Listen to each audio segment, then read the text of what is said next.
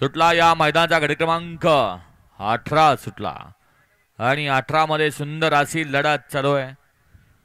कोण होतोय सेमीसाठी पात्र. सुंदर अशा गाड्या पळतायत. सुंदर अशा गाड्यामध्ये सुंदर अशी लढत चालू आहे. चिखलाचे गोळे आकार घेत आहेत. आकार घेत असताना या ठिकाणी उद्याचं या बैलगाडी शर्यत क्षेत्राचं भविष्य अतिशय सुंदर लढत झाली. 7 गट क्रमांक 18चा निकाल.